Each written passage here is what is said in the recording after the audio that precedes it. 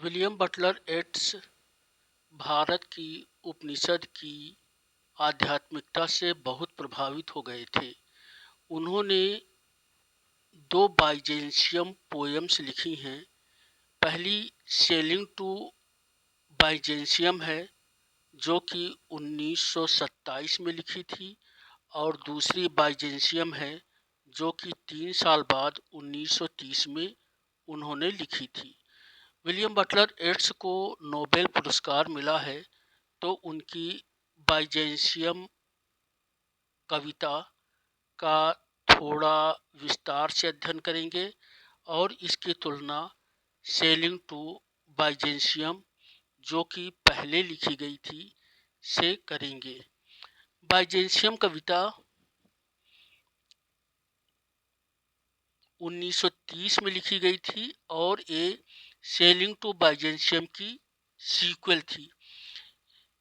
बाइजेंशियम यद्यपि लिखी बाद में गई थी, लेकिन इसका जो प्रसंग है वो 550 एडी का है, जबकि सेलिंग टू बाइजेंशियम का प्रसंग काफी बाद लगभग 1100 एडी का है। बाइजेंशियम पहले क्रिश्चियन मिलेनियम के अंत के एंड के दृश्य को दिखाता है। इसमें वॉकिंग ममीज हैं, सोने से गढ़ी हुई चिड़ियां हैं।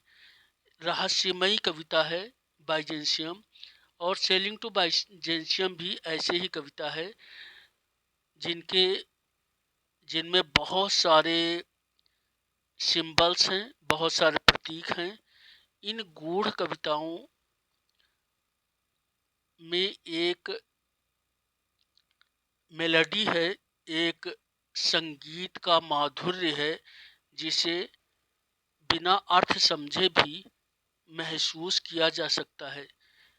तो जो पहले कविता लिखी गई थी सेलिंग टू बाइजेंशियम, उसके कुछ तथ्य देखते हैं, उसके बाद बाइजेंशियम के तथ्यों को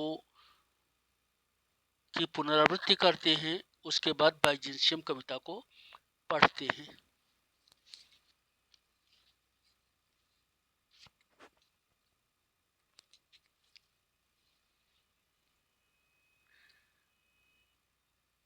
सेलिंग टू बाइजेंशियम कंपोज्ड 1927 1927 में लिखी गई थी, पब्लिश्ड इन द टावर और टावर में छपी थी।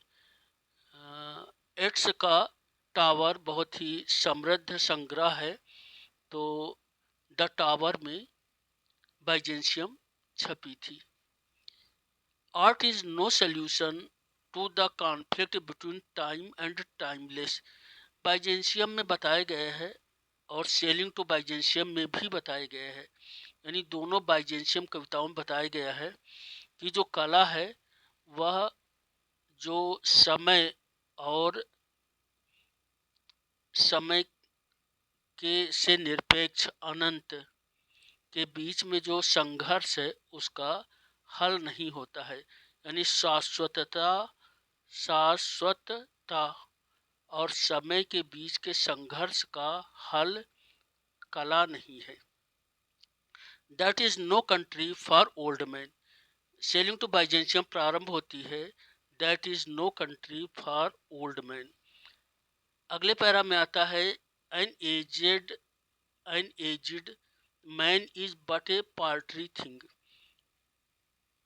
अगला पैरा है O sages standing in God's holy fire. और अंतिम पैरा है once out of nature I shall never take. ये निर्वाण या मोक्ष की स्थिति है। छंद है या लय है A B A B A B C C. तो सेलिंग टू बाइजेंशियम के लास्ट में है कि once out of nature I shall never take, तो कि इस नेचर से यदि बाहर निकल गए तो दोबारा जो है एक बॉडीली फॉर्म को मैं नहीं लूँगा। तो बाइजेंशियम देखते हैं। Byzantium the unpurged images of dead seed The emperor's drunken soldiery are abed. Night, rejo- night resonance recedes. Night walkers song after great cathedral gong. A starlit or a moonlit dome disdains all that man is, all mere complexities, the fury and the mire of human veins. Before me floats an image, man or shade, shade more than man, more image than a shade, for Hades bobbin, bound in mummy cloth, my unwind the winding path, a mouth that has moisture and no breath, breathless mouths may summon. I hail the superhuman. I call it death in life and life in death. Miracle bird or golden handiwork, miracle bird or golden handiwork, more miracle than bird or handiwork, planted on the starlit golden bow, can like the cocks of Hades crow, or by the moon embittered scorn aloud, in glory of changeless metal, common bird or petal, and all complexities of mire or blood. At midnight on the emperor's pavement fleet, flames that no faggot feeds, nor steel has lit, nor storm disturbs flames, begotten of flame, where blood begotten spirits come, and all complexities of fury leave, dying into a dance.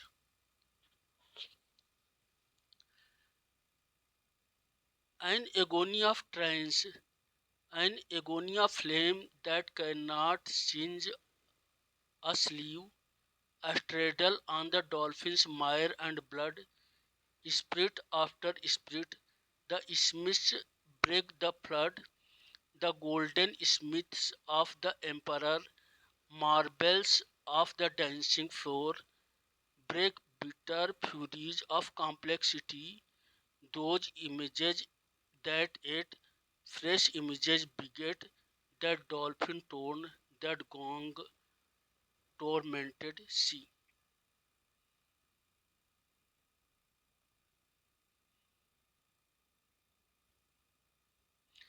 इसका छंद है A A B B C D D C, rhyme है A B B C D D C. तो अब इसका और अध्ययन करते हैं गहरा।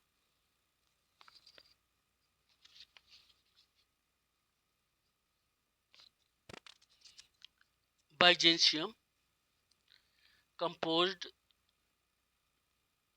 written 1930, a sequel to Sailing to Byzantium, AD 550, context, the end of first Christian millennium, a walking mummy, इसमें एक दृश्य आता है कि एक मम्मी है चल रही है, birds of hammered gold, esoteric poem, the poem often in the silence of night. The poem opens in the silence of night. While in Dante, the movement is vertical. डांटे की डिवाइन कॉमेडी में एक vertical movement होता है और ये नीचे से ऊपर जाता है। In Byzantium we descend from the highest to lowest.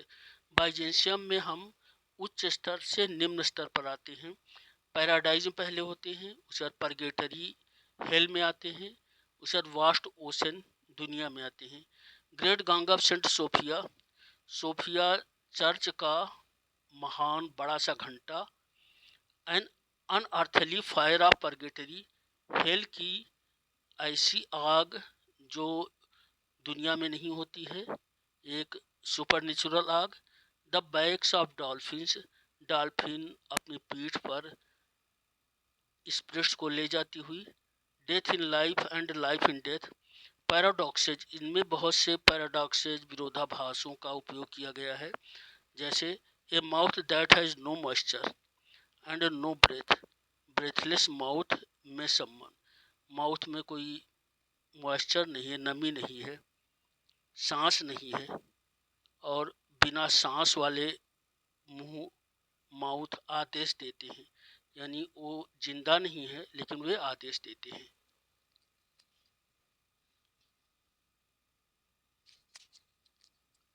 Flames that no faggot feeds nor steel has lit, आग जो बिना किसी पदार्थ के जल रही होती है।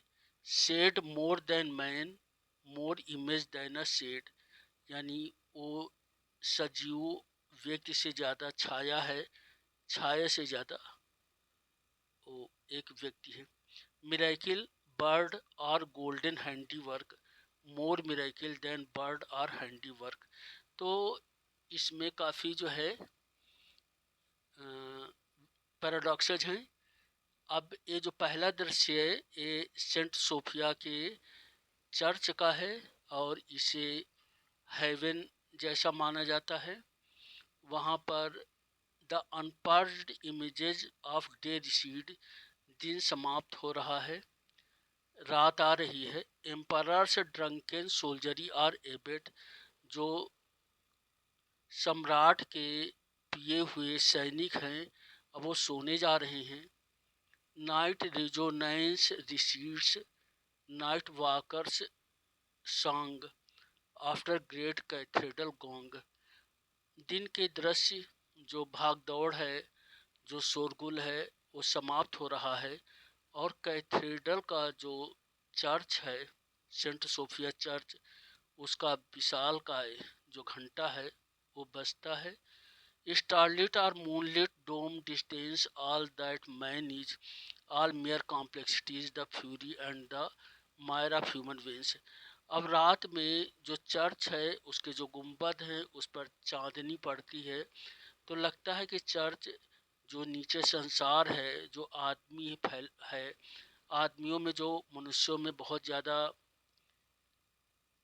कॉम्प्लेक्सिटीज़ होती हैं, बहुत ज़्यादा उनके अंदर संघर्ष होते हैं, अंतः संघर्ष होते हैं, तो वो उनके ऊपर वो व्यंग कर रहा होता है, यानी मनुष्य और उसके संघर्षों पर, उसके पर जो है जो चर्च है वो व्यंग करता है।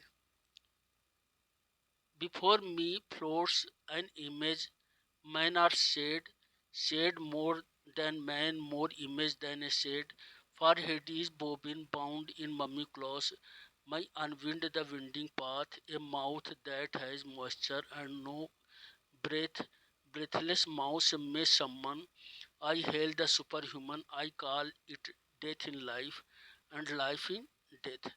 तो कवि के सामने एक नया दृश्य आता है और ये ममीज जैसे व्यक्ति आते हैं जो कि मृत भी हैं और गतिशील भी हैं। तो ये आत्माएं हैं और a mouth that has no moisture and no breath, तो ऐसे मुख हैं जो कि निर्जीव हैं लेकिन वे आदेश दे रहे होते हैं। तो ये सब आत्माएं, ये स्पिरिट्स दिखाई पड़ती हैं। मिरेकल बर्ड और गोल्डन हैंडीवर्क, मोर मिरेकल देन बर्ड और handiwork planted on the starlit golden bow, can like the cocks of Hades crow, or by the moon embittered scorn aloud in glory of changeless metal. Changeless metal यानी सोना, सोना शुद्धता पवित्रता का प्रतीक है और इस पैरा में कला की सुंदरता और उसकी शाश्वतता के बारे में बताया गया है। कॉमन बर्ड और petal in glory of changeless metal, common bird or petal, and all complexities of mire or blood. At midnight on the emperor's pavement fleet, flames that no faggot feeds, nor steel has lit, nor storm disturbs, flames begotten flame. ज्वाला ज्वाला पैदा करती है, where blood begotten spirits come, यहाँ पर spirit आती हैं। ए hello purgatory नर्क नर्क का दृश्य है। And all complexities of fury leave dying into dance.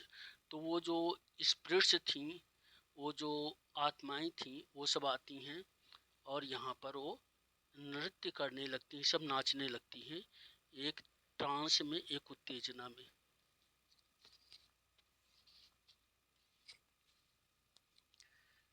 N agony of trance, an agony of flame that can not change a sleeve. ऐसी आग जो कुछ जला भी नहीं सकती है, और उसमें वे सब जो स्पिरिट्स हैं वो एक उन्मत्त की तरह डांस कर रही हैं, नाच रही हैं। A straddle on the dolphins, mire and blood, spirit after spirit, the smithies break the flood, the golden smithies of the emperor, marbles of the dancing floor, break bitter furies of complexity, those images that it, fresh images beget, that dolphin torn, that gong tormented sea। अब वो जो spirits हैं वे अपनी जो जटिलताएं हैं उनको छोड़ रही हैं, और वो डॉल्फिन के ऊपर बैठ करके एक समुद्र में जा रही हैं, यानी वो दुनिया में, संसार में प्रवेश कर रही हैं। थैंक यू, धन्यवाद।